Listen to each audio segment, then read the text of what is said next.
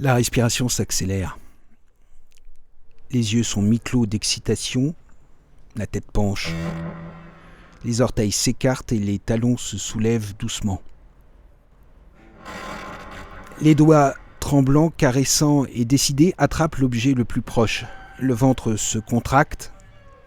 Des fesses à la base de la colonne vertébrale, des bouquets de nerfs se rejoignent, qui lentement puis plus vite se tendent, se déploient, se soudent, se scellent plus fermement et enfin, une boule explosive de sensations monte jusqu'à ce qu'elle se répande comme une rougeur et qu'elle fende les omoplates contractées pour se propager aux épaules, avant de glisser en s'estompant dans la poitrine et de disparaître dans la paroi emmêlée des intestins.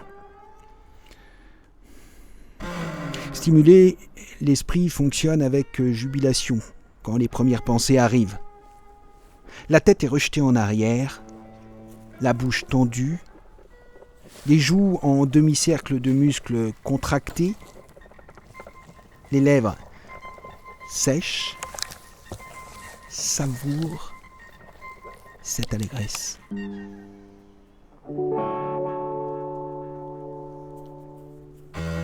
Les yeux fous brillent d'amour quand, grands ouverts, ils ont la confirmation que l'être aimé à côté, dans le lit, éprouve de la joie. Bref coup d'œil. Accueil chaleureux.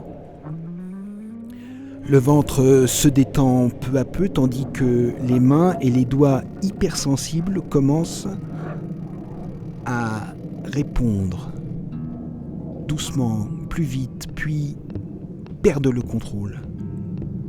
Frénétiquement en rythme, les paumes masturbent la petite surface d'un demi-pouce vibrante.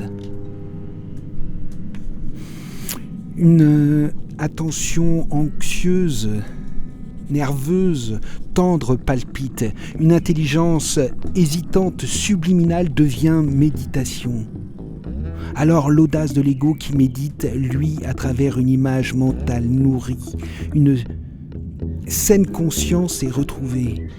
Confiante, lucide, le cou enfle tandis que les cervicales tuméfiées s'apaisent. On reprend le dessus, pas besoin de s'en assurer. S'il y a des failles, les cerfs acérés qui colonisent l'esprit comme bon leur semble avec leur obsession de la vérité, de la culture, de la grandeur, de l'art se relâchent pendant l'instant suspendu où la lame chirurgicale sectionne les tendons des cerfs du volatile. L'esprit connaît une minute de soulagement frémissant quand la serre d'acier de la peur, flétrie, argileuse, agrippée à la base du crâne, meurt sporadiquement, libérée par la coupure que la vieille patte lâche prise d'elle-même. Alors, la pustule éclate, son extrémité palpite, elle expulse son fluide gris. Et il n'en reste qu'une cicatrice. Pour l'heure.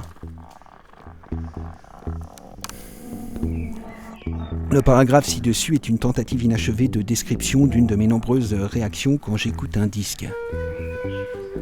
La description commence avec le souffle court quand je lance le disque. Je pose le saphir sur le sillon et je ferme les yeux. Dès les premières mesures, les nerfs de mon cul commencent à vibrer.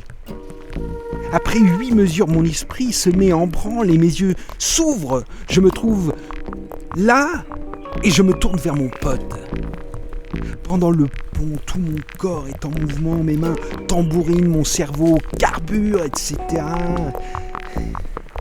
Le deuxième refrain déclenche l'imagination et dans ce cas précis, l'éradication du désir de mourir. Ça te donne une idée, hein ? Non ?